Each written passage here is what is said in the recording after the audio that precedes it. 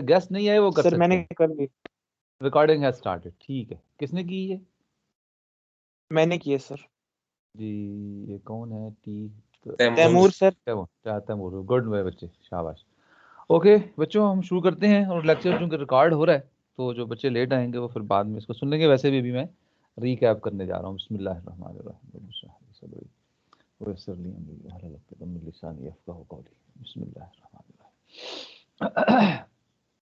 Okay बच्चों, हमने last time start किया था मैग्नेटोस्टैटिक्स के स्टेडी करंट्स की वजह से, या जिन्हें आप उर्फ आम में डीसी करंट्स कहते हैं, उनकी वजह से जो मैग्नेटिक फील्ड पैदा होता है उसको हम किस तरह कैलकुलेट करते हैं।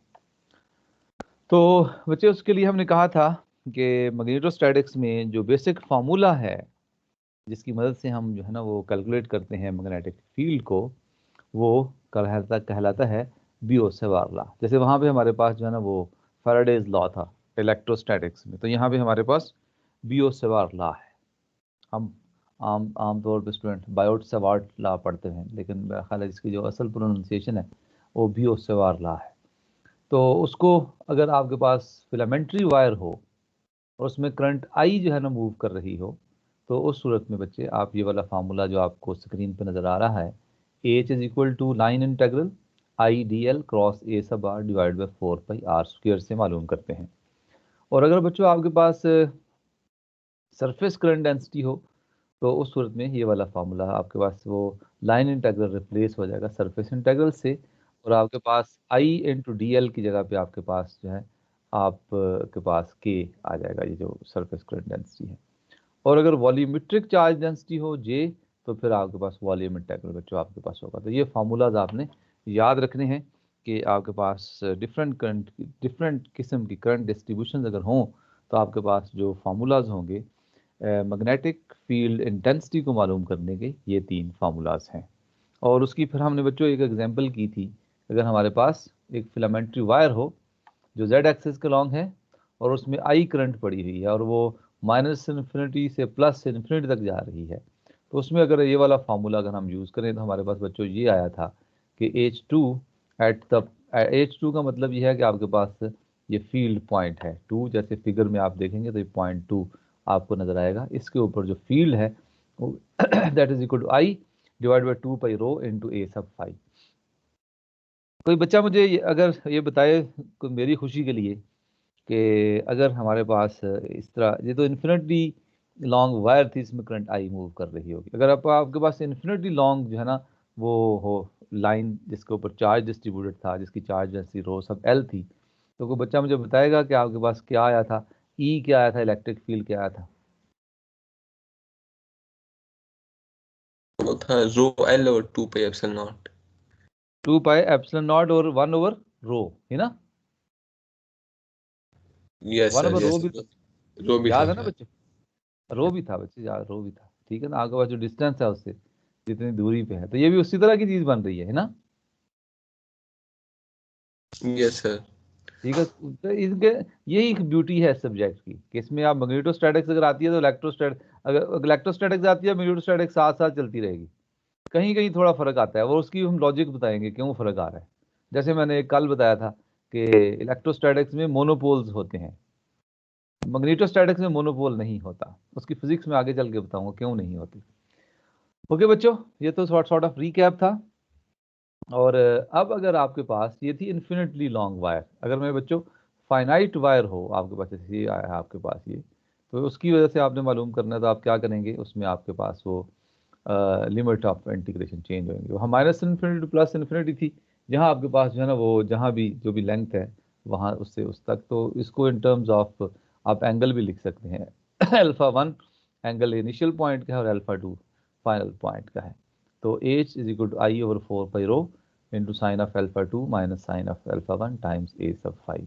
तो आप जो है ना इसको इसको ट्राई करें इसको करने की, तो आप इंशाल्लाह आसानी से कर लेंगे इसको। ओके, मैं आगे जाने से पहले एक आपसे क्वेश्चन पूछता हूँ बच्चों कि ये वाला जो फार्मूला है ये इस्तेमाल करना मुश्किल है। इसी तरह ऐसे ही जैसे कूलम्स लॉ को सॉरी फैराडेज लॉ को इस्तेमाल करना मुश्किल था, ठीक है? सॉरी कूलम्स लॉ था, फैराडेज लॉ में गलत बोल रहा हूँ, कूलम्स लॉ था। कूलम्स लॉ को इस्तेमाल करना मुश्किल था, तो इसी तरह यहाँ पे जो बियो-सेवार्ट लॉ है, इसको इस्तेमाल करना मुश्किल है, इंटीग्रेशन मुश्किल किस्म की इसमें आती है। तो फिर क्या रेमेडी हमने वहाँ तलाश किया था उसका कि अगर चार्ज के अंदर कोई सिमेट्री है, तो चार्ज के अंदर सिमेट्री है तो फिर हम Gauss's law.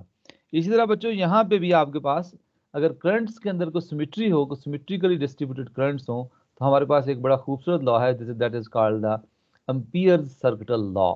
Amperes circuital law वो हमारी हेल्प करेगा कि हम एज कैसे कैलकुलेट कर सकते हैं। वहाँ चार्ज इनक्लोज की बात करते थे हम, यहाँ पे करंट इनक्लोज की बात करेंगे, बस इतना सा फर्क है। और वहाँ पे ई आता था, यहाँ पे एज आएगा। वहाँ पे इलेक्ट्रिक फील्ड इंटेंसिटी आती थी, यहाँ मैग्नेटिक फील्ड इंटेंसिटी आएगी। तो इसकी इस सब्जेक्ट की यही खूबसूरती है। ऐसे जब मैं पढ़ा रहा होता हूँ मुझे ऐसे लग रहा होता है मैं ऐसे नज़म पढ़ रहा हूँ, चीज़ें आपस में जुड़ी हुई हैं, आपस में मिली हुई हैं, और उनकी जो है ना समझ भी बंदे को आनी जो है आसान है। तो इसलिए आप इसको अगर पैरेलल देखेंगे तो बच्चे आप इसकी ब्यूटी को अप्रिशिएट करेंगे और आपका इंटरेस्ट इसमें और इंशाल्लाह ताला डेवलप होगा। ओके किड्स, मैं ये एग्जांपल है एक, आप लोग इसको उसी तरह इस तरह हमने वो किया, आप खुद से इसको ट्राई कर सकते हैं। यहाँ पूरा सोल्यूशन दिया हुआ है, तो इसलिए को मुझे ज़्यादा जो जो जिस चीज़ के ऊपर जाना है वो एम्पियर्स सर्किटल लॉ है। एम्पियर्स लॉ भी कहते हैं इसको और एम्पियर्स सर्किटल लॉ भी कहते हैं। इसके पहले, जिससे पहले भी जो हमने लॉ पढ़ा है ना, वो जो बियो-सेवार्ट रहा है उसमें भी जो एम्पियर है उसकी कंट्रीब्यूशन है उसकी डेरिवेशन के अंदर। So in solving electrostatic problems, whenever a high degree of symmetry is present, we found that they could be solved much more easily by using Gauss's law compared to Coulomb's law. So again, an analogy exists here. So analogous procedure exists in a magnetic field. Here the law that helps solving problems more easily is known as Ampere's circuital law. So that the derivation of this law will wait until several subsections ahead. For the present, we accept Ampere's circuital law as another law capable of experimental proof. So Ampere's circuital law states that the line integral of magnetic field intensity H about any closed path is exactly equal to the direct current enclosed by that path. Okay, H dot dl along the closed path किसके बराबर होगा कि current enclosed by that loop. आपके पास जितनी उसमें से current गुजरती है, अब करंट ज्यादा गुजरेगी तो H डॉट डी की वैल्यू ज्यादा होगी, अगर करंट कम गुजरेगी तो H डॉट डी की वैल्यू कम होगी। जैसे वहां पे क्या था बच्चों कि आपके पास क्या था, D dot D S along the closed surface is equal to charge enclosed by that surface. यहाँ पे क्या है, H dot dl along the closed path is equal to the current enclosed by that path. बस इतना सा फर्क है। वहां पे सरफेस इंटेग्रल था। जी बच्चे, सर ये करंट किसी वायर में हो सकता है या क्लोज पाथ ही होगा, नेसेसरी है? नहीं, ये वायर में होगा। आप देखें जैसे फर्ज किया एक आज भी यहाँ पे जो है ना मेरे पास इस कैमरा नहीं है, मैं कोशिश करता हूँ अगर कैमरा ऑन हो जाए तो मैं ये जो है ना वो आपको समझाने की कोशिश करता हूँ कैमरे की मदद से। बच्चों देखें, दुआ करो अब ये कैमरा मेरा जो है ना वो चल जाए। कैमरा तो मैंने लगा दिया इसके साथ, अब यहाँ फिक्स कर कैमरे को ताकि आप यहाँ पर मेरी तस्वीर देख सकें।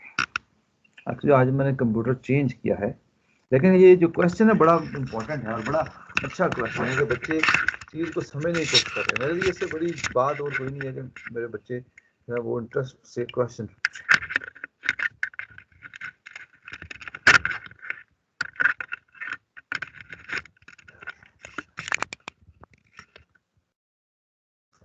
अच्छा मैं देखता हूँ अगर ये कैमरा तो मैंने लगाया है, इसका ड्राइवर, हाँ यार जिंदाबाद, वेरी गुड वेरी गुड। मेरी आवाज आ रही है? यस जी ओके बच्चों ये देखो,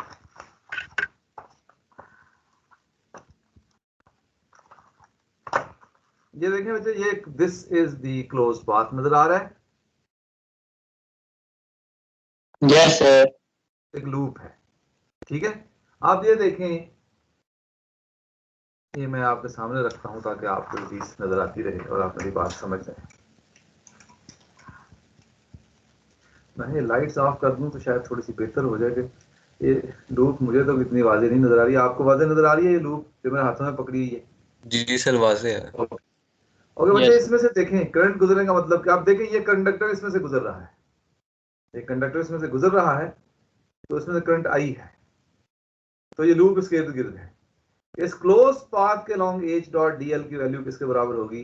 जितनी इस करंट इसमें से जो परपेंडिकुलरली इसके जो जो जो surface enclosed by this loop है, उसमें से उस सरफेस में से आपके पास ये करंट गुजर रही है। अगर फर्ज किया ऐसे हो कि एक वायर ऐसे है, करंट इस तरह जाती है, फिर ऐसे होकर वापस आ जाती है, तो फिर क्या होगा आपके पास? ये टोटल करंट क्या होगी आपके पास? जितनी जा रही थी उतनी वापस आ रही है, दैट विल बी जीरो। तो आपके पास एच डॉट डी एल की वैल्यू इस क्लोज पाथ के क्रॉस क्या होगी? That will also be equal to zero. Agreed? Yes sir sir. ये सरफेस के नॉर्मल सरफेस, मतलब करंट हाँ फ्लो सरफेस से करता नॉर्मल ना है। हो, नॉर्मल हो स्लांटेड एंगल पे भी हो, लेकिन उसमें से आई करंट गुजर रही हो, जितनी करंट गुजरेगी तो आपके पास वो उसके बराबर एच डॉट डी एल उसके बराबर होगा। नॉर्मल होना जरूरी नहीं सर है। तो ये क्लोज पाथ की जो बात की थी, ये वो करंट है जो कंडक्टर में से गुजरता है, ना कि क्लोज लूप में से। हाँ जो कंडक्टर, बिल्कुल बिल्कुल बिल्कुल यही डिफरेंस मैं बता रहा हूँ, इसीलिए मैंने कैमरा पीछे लगाया। लेकिन माशाल्लाह आप इससे बहुत अच्छा क्वेश्चन था और बड़ा जरूरी क्वेश्चन था इस चीज को समझने के लिए। आप सारे बच्चे मेरे साथ हैं? Yes sir. जी सर। ठीक ठीक, everybody is with me, good माशाल्लाह। ओके बच्चों, so h dot dl along a closed path is equal to is equal to the current enclosed by that closed path। बस ये चीज थी, अगर समझ में आ गई है तो अगली स्टोरी बच्चों बड़ी आसान है। So Ampere's circular law states that the line integral of a magnetic field intensity H about any closed path is exactly equal to the direct current enclosed by that path। So ये बच्चे ये mathematics की language में ये सारे जो 3 लाइनें 2.5 लाइनें लिखी हुई है ना, मैथमेटिक्स की जुबान में आप ऐसे लिखेंगे, closed line integral H dot DL is equal to I. देखिएगा इसकी एप्लीकेशन बड़ी है, ये फिगर है बच्चों आपके पास ये। So the line integral of H about the close path A and B is equal to I, A B C. अब अगर ये क्लोज पूरा नहीं होता, अगर ये पूरा क्लोज नहीं होता तो आपके पास क्या होगा? फिर आप ज़ाहिर है पाथ को क्लोज करना जरूरी है। आप देखें इस केस में अगर आप क्लोज नहीं ना कर रहे इसको, सी वाले केस में, तो the integral around C is less than I, तो क्या होगा? वो आई से कम होगा, क्योंकि आपने इसका पूरा पाथ पूरा नहीं किया। मेरी बात समझ रहे? और लूप किसी किस्म की भी हो सकती है, अगर इसको पूरा कर देंगे सी वाली को भी, तो इसके भी अक्रॉस जो एच डॉट डी एल की वैल्यू क्या होगी along the closed path, that will be equal to the current enclosed I के बराबर होगी। So the application of Ampere's circular law involves finding the total current enclosed by closed path। Okay बच्चों, वही problem दोबारा आ गई आपके पास। अब मैं पहले तस्वीर बंद कर दूं क्योंकि आपको आवाज सुनने में शायद दुश्वारी ना हो। So let's again find the magnetic field intensity produced by an infinite long filament carrying a current I। The filament lies on the z-axis in free space flowing to Ez direction। current जो है ना z के along flow कर रही है। We choose a convenient path to any section of which edge is either perpendicular or tangential and along which the magnitude of edge is constant। वहां पे क्या करते थे आप जब गॉसेस लॉ लगाते थे बच्चों? क्या करते थे? क्या कौन सी गॉसियन सरफेस लेते थे कि जिस सरफेस के ऊपर या तो ई पर पैरेलल हो या परपेंडिकुलर हो, याद है? Yes sir. और जिस पे वो डॉट प्रोडक्ट नॉन जीरो आता है, तो उसमें आपका क्या हमारी ख्वाहिश होती थी कि वहां पे ई की वैल्यू कांस्टेंट हो सरफेस के ऊपर, ताकि वो हमारे पास जो सरफेस इंटीग्रल है उसकी वैल्यूएशन आसान हो जाए। उसी तरह यहाँ पे जो हम इंपीरियल लूप लेंगे, वहां पे गॉसियन सरफेस कहते थे, यहाँ पे जो क्लोज पाथ लेना उसको मैं क्या कहूंगा? Imperial loop. क्या कहूंगा? इंपीरियल लूप, ये आपने याद रखना है। तो इंपीरियल लूप जो लेंगे उसके ऊपर या तो एज जो है ना उसके पैरेलल हो या उसके परपेंडिकुलर हो। जहां परपेंडिकुलर होगा तो वहां तो डॉट प्रोडक्ट जीरो हो जाएगा, और जहां पे पैरेलल होगा, जो टेंजेंशियल डायरेक्शन आप कह रहे हैं जैसे, तो टेंजेंशियल का मतलब पैरेलल है, जहां पैरेलल होगा वहां पे H dot DL simply multiplication हो जाएगी एच इनटू डीएल। और अगर उस पूरी लेंथ के ऊपर एच कांस्टेंट है तो दिस कैन, तो हम इसको इंटीग्रल से बाहर ले आएंगे। अगर इंटीग्रल से बाहर ले आएंगे तो इंटीग्रेशन बड़ी आसान हो जाएगी, तो हमारी जिंदगी आसान हो जाएगी। जैसे फर्ज के यहाँ पे आप बच्चों अपना एक्सपीरियंस यूज करें तो आपके पास जो मैग्नेटिक लाइंस ऑफ फोर्स हैं वो क्या होती हैं? सर्कल्स की फॉर्म में होती है ना, और वो सर्कल एक सर्कल के सारे पॉइंट्स है ना कंडक्टर पे, चूंकि एक ही कंडक्टर से एक ही फासले के ऊपर हैं, तो उन सब के ऊपर जो है ना आपकी ये एज की वैल्यू सेम होगी। तो आप एक क्लोज सर्कल ले लें जो रेडियस रो का है, तो एच डॉट डी एल आप रो इंटू डी फाई होता है ना आपके पास, ये आपने जब उसको सर्कमफ्रेंस निकालना था तो सर्कमफ्रेंस के ऊपर आपको जो elemental length rho into D phi बनेगी, और इसको 0 से लेकर 2 पाई तक इंटीग्रेट कर दें।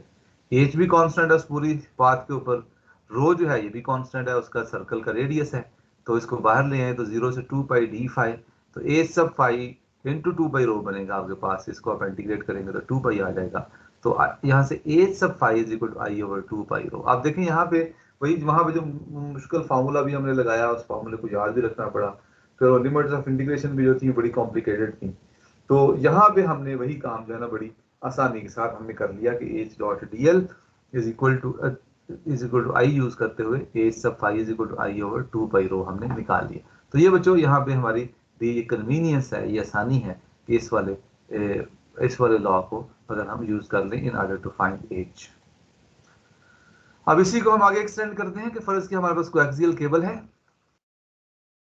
As a second example, consider an infinity long coaxial transmission line, जो कोएक्सियल केबल कर लें आप इसको आसान अल्फाज में।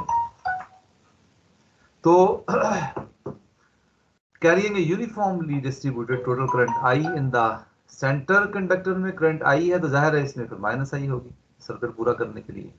In the outer conductor a circular path of radius rho where rho is larger than the radius of the inner conductor of I but less than the inner radius of the outer conductor B leads immediately। आप देखें यहाँ इस reason के अंदर आपने ये वाला जो रीजन है बिटवीन द टू कंडक्टर्स, ये जहाँ पे जो कर्सर मेरा चल रहा है इस रीजन में अगर आपको लेते हैं क्लोज्ड पाथ लेते हैं तो उसमें अगर आप कैलकुलेट करेंगे H dot D L is equal to I को इस्तेमाल करते थे एज की वैल्यू, तो H sub phi is equal to I over 2 pi हो, क्योंकि जो करंट इनक्लोज होगी ना सारी लूप के अंदर क्या होगी, that will be equal to I. अब अगर मैं बाहर चला जाऊं, ये देखें बाहर, बिल्कुल बाहर, ठीक है, बाहर तो टोटल करंट इनक्लोज कितनी होगी उस पाथ के अंदर? 0 होगा सर। 0 तो वहां पे एज की वैल्यू भी क्या होगी? 0 होगी। एग्रीड? तो इसीलिए आमतौर पे हम बच्चे कोएक्सियल केबल हम इसलिए यूज करते हैं कि उसके बाहर जो है इलेक्ट्रिक फील्ड और मैग्नेटिक फील्ड दोनों 0 होते हैं, और अंदर जो है ना वो इलेक्ट्रिक फील्ड और मैग्नेटिक फील्ड होते हैं। और ये बड़ा इंपॉर्टेंट है, खास तौर पे जब आपने बड़ी सोफिस्टिकेटेड इलेक्ट्रॉनिक्स यूज करते हैं लोग, तो उसमें अगर आपके पास तारें इस तरह की होंगी जब उनसे करंट गुजर रही हो तो उनका फील्ड, इलेक्ट्रिक फील्ड या मैग्नेटिक फील्ड बाहर भी हो, जो बाहर वाली इलेक्ट्रॉनिक्स के साथ इंटरेक्ट कर रहा हो, तो वहाँ पे बच्चे को बड़ा जो है ना वो डिस्टर्बेंस क्रिएट करता है, और प्रॉब्लम्स मेजरमेंट्स जो होती हैं उस इलेक्ट्रॉनिक से वो आपकी सही नहीं होती। तो इसलिए आप जो है ना लोग प्रेफर करते हैं कोएक्सियल केबल्स को जहाँ पे आपके पास सोफिस्टिकेटेड इलेक्ट्रॉनिक्स होती है, क्योंकि कोएक्सियल केबल्स से बाहर आपके पास जो करंट्स हैं वो जो फील्ड्स हैं उनकी वैल्यू 0 के बराबर होती है। अब यहाँ पे आप आसानी से आप देख सकते हैं outside this coaxial cable H की वैल्यू 0 के बराबर, इस तरह ई की वैल्यू, इलेक्ट्रिक फील्ड की वैल्यू भी जो है ना वो 0 के बराबर होगी। अब जो अगर आप इस रीजन के अंदर फील्ड मालूम करना चाहते हैं, एच की वैल्यू मालूम करना चाहते हैं, तो आई एनक्लोज किसके बराबर होगी? जितना ज़्यादा आप अस्यूम करते हैं कि यूनिफॉर्मली डिस्ट्रीब्यूटेड करंट है तो आगे जितना एरिया होगा उतनी ज़्यादा करंट होगी। तो आई एनक्लोज जो है क्या होगी, आई into rho square over A square. Total current कितनी, total area pi A square है, और जो इनक्लोज के अंदर आएगा वो क्या होगा, पाई इंटू रो स्क्वायर होगा। अगर आप यहाँ पे कोई सर्कल छोटा सा ले लेते हैं इसके अंदर तो वो पाई पाई से कट जाएगा, तो जो करंट इनक्लोज होगी that is I rho square over A square. बाकी ये चीज 2 पाई फाई रो एक इससे कट जाएगा, और आपके पास A sub phi is equal to I rho over 2 pi A square. तो इसके अंदर जो मैग्नेटिक फील्ड है वो जैसे जैसे आप सेंटर से दूर जाते जा रहे हैं इसकी वैल्यू बढ़ती चली जा रही है, जहाँ पे आपके पास मैक्सिमम होगी कंडक्टर के अंदर। तो ये आपके पास इस जो इनर कंडक्टर है, इनर कंडक्टर के अंदर जो एज की वैल्यू है वो आप इस फॉर्मूले से निकाल सकते हैं, A sub phi is equal to I into rho divided by 2 pi into A square. यहाँ हमने निकाल ली है, और जो आउटर कंडक्टर है उसके अंदर भी आप निकाल सकते हैं इसी तरह। ये वाला जो कंडक्टर का रीजन है तो बिल्कुल जो बाहर है, बिल्कुल बाहर जो है वो तो हमने पहले आपसे मैंने कहा कि if rho happens to be greater than C, यहाँ बाहर बिल्कुल बाहर जो है जैसे इस फिगर में ज़्यादा क्लियर नजर आएगा, इस रीजन में आपके पास है ना वो एज की वैल्यू 0 होगी। और ये वाला जो कंडक्टर है इसके अंदर हमने निकालना है, तो उसी तरह करंट इनक्लोज के लिहाज से होगी आपके पास ये I minus I into rho square minus B square divide by C square minus B square, area के प्रोपोर्शनल। एरिया अब देखिए बच्चों, ये जो क्रॉस सेक्शन है ना ये वाला, इसका एरिया क्या होगा, pi into C square minus B square, यही होगा ना ये वाला, ये आपके पास एनुलर रीजन जो बनता है, pi into C square minus B square, this the total area होगा। अब उसमें अगर रो दरमियान में कहीं ले लेते हैं, किसी जगह इस रीजन में किसी जगह पे ले लेते हैं, तो उसका एरिया क्या होगा, pi into rho square minus B square. तो प्रोपोर्शनेटली आपके पास जितना ज्यादा एरिया होगा उतनी ज्यादा करंट होगी, तो वो वाली करंट इनक्लोज जो नेगेटिव वाली है, rho square minus B square divide by C square minus B square, pi pi से कट जाएगा। तो आई करंट पॉजिटिव है और ये वाली नेगेटिव करंट होगी, तो नेट करंट क्या होगी इनका, इन दोनों का आपस में सब्ट्रैक्शन करेंगे। तो उसमें आपके पास जो है वो वाला रीजन जो एनुलर रीजन है, इसमें जो एज सब फाई जो मैग्नेटिक फील्ड इंटेंसिटी इसकी value I over 2 pi rho C square minus rho square divide by C square minus B square, simply इसको सिंपलीफाई किया गया है आई को कॉमन लेके। तो ये बच्चे जो डिफरेंट रीजन्स हैं कोएक्सियल केबल के, उसके अंदर जो मैग्नेटिक फील्ड इंटेंसिटी है उसकी वैल्यू आप बच्चे इस तरह मालूम कर सकते हैं।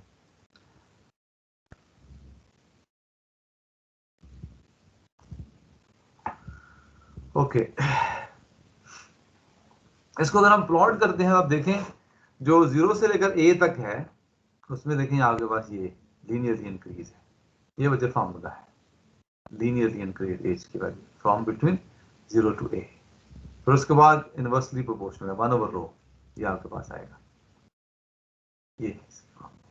और फिर अगला जो है ना आप इस तरह यहाँ पे आके आपके पास इसके बाद सारा मैग्नेटिक फील्ड 0 की वैल्यू है।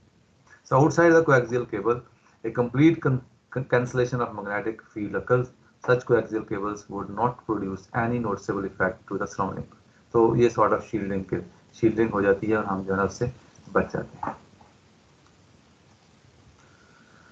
ओके अब अगर आपके पास सरफेस करंट डेंसिटी होगी तो फिर कैसे क्या करेंगे, आमतौर पे सरफेस करंट डेंसिटी हम उस वक्त यूज करते हैं बच्चों जब हमें बाउंड्री कंडीशन निकालनी होती है।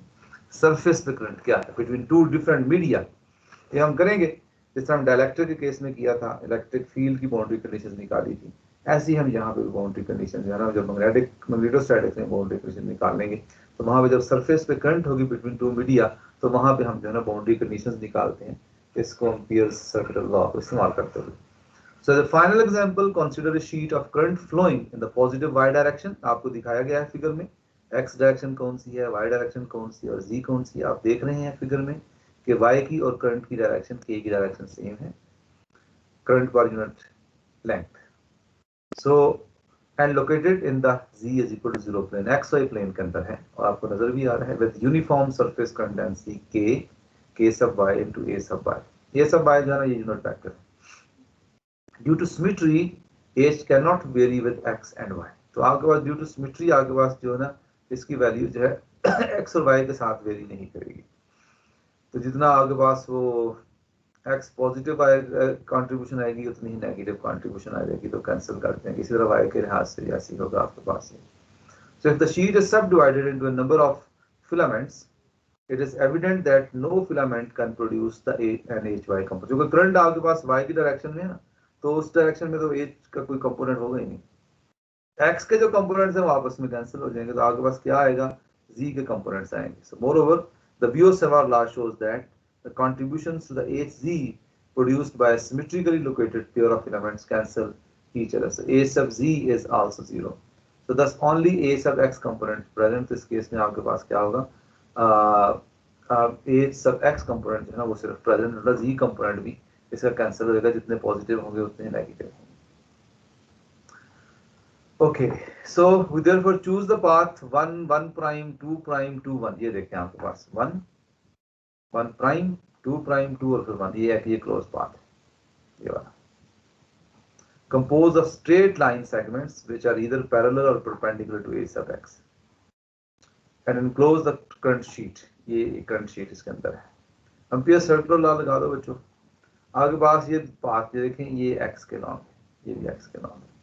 ये इसमें क्या होगा आपके पास h डॉट dl क्या होगा, परपेंडिकुलर है ना ये आप इस पाथ के लॉन्ग, तो परपेंडिकुलर होने की वजह से क्या होंगे, ये तो कैंसिल खत्म हो जाएंगे। सिर्फ ये वाले बचेंगे आपके पास। hx1 into l plus hx2 into minus l is equal to k सब y into l। l बच्चों कॉमन आ जाएगा आपके पास, hx1 minus hx2 is equal to k सब y। तो आपके पास जो x डायरेक्शन में इलेक्ट्रिक मैग्नेटिक फील्ड इंटेंसिटी है बिलो द शीट और अबव द शीट वो कंटीन्यूअस नहीं है ड्यू टू दिस करंट। अगर ये करंट जिस सरफेस करंट डेंसिटी 0 हो तो फिर आपके पास जो है ना वो ये कंटीन्यूअस होंगे, अबव और बिलो बराबर होंगे। क्योंकि ये नॉन जीरो होगी तो फिर ये डिसकंटीन्यूअस होंगे। वो कहता है कि if we choose the new path 3 prime से 2 प्राइम, फिर ये अब 3 तक चले जाते हैं तो आपके पास उस पर रिजल्ट पे कोई फर्क नहीं पड़ेगा आपके पास जो है ना वो। तो hx3 minus hx2 divide by ky। और यहाँ पे अगर जो है ना आपके पास ky, आप यहाँ से आप देखें ये भी ky के बराबर है, ये भी ky के बराबर है, यहाँ भी hx2 है, यहाँ भी hx2 है। इसका मतलब है कि hx1 किसके बराबर, hx3 के। इन दोनों इक्वेशंस को कंपेयर करें तो आपके पास h की वैल्यू क्या होगी, वो सेम होगी। So because of the symmetry, then the magnetic field intensity on one side of the current sheet is the negative of that on the other side. Above the sheet आपके पास h sub x क्या होगा 1/2 ky, और नीचे क्या होगा h sub x equal to -1/2 ky। इसमें से इसको आप माइनस करेंगे तो आपके पास ये माइनस प्लस हो जाएगा, तो आपके पास टोटल ky के बराबर आ जाएगा। तो जब भी आपके पास ये जो परपेंडिकुलर कंपोनेंट को आते हैं तो वहाँ क्रॉस प्रोडक्ट यूज करते हैं। So letting a sub n be a unit vector normal to the current sheet, this result will be written in the form correct for all z as h is equal to 1/2 k cross a sub n। तो उसके tangential direction में आपके पास आएगा। तो cross product tangential ही करते हैं और dot product यहाँ पे हम जो है नॉर्मल पे ही करते हैं। तो ये बच्चे याद रखना है आपने, ताकि इसको जो है ना यहाँ पे हम जो है ना वो आज इसको मैं यहीं पे छोड़ूंगा, बस इसी आखिरी पावर पॉइंट है। If a second sheet of current flowing in the opposite direction present हो, k is equal to minus k sub by ay is placed at z is equal to h, then the field in the region between the current sheet क्या होगा, h is equal to k cross a। अगर आपको याद है वो हमने जब वो पैरेलल शीट्स ली थी ना, तो इलेक्ट्रिक फील्ड मालूम किया था कि अगर आपके पास एक इन्फिनिट शीट है तो क्या था आपके पास सिग्मा ओवर 2 एप्सिलॉन नॉट आया था। फिर हमने कहा था अगर आपके पास नेगेटिव चार्ज वाली शीट एक और हो तो आपके पास जो है ना वो इस डिस्टेंस पे कैपेसिटर बन जाता है, इन्फिनिट कैपेसिटर बन जाता है। तो उनके दरमियान जो ई की वैल्यू आई थी वो सिग्मा और एप्सिलॉन नॉट आ गई थी, दोनों ऐड हो गए। तो ऐसे यहाँ पे भी होगा कि इन बिटवीन द रीजन आपके पास दोनों ऐड हो जाएंगे, तो एच इज इक्वल टू के क्रॉस ए सब है। और अदरवाइज बाकी हर जगह पे आपके पास क्या होगा, वो 0 के बराबर होगा। तो बच्चे मैं आज यहीं छोड़ रहा हूँ और बाकी इंशाल्लाह ताला हम अगली क्लास में इससे आगे जो है ना स्टार्ट चलेंगे। लेकिन आप काफ़ी सारा मैंने पढ़ाया, इसको बुक से साथ साथ पढ़िएगा। आपके जहन में अगर कुछ क्वेश्चंस पैदा हुए तो फिर उनको हम अगली क्लास में डिस्कस करेंगे इंशाल्लाह ताला। अगर कोई क्वेश्चन है तो बच्चे आप पूछ सकते हैं।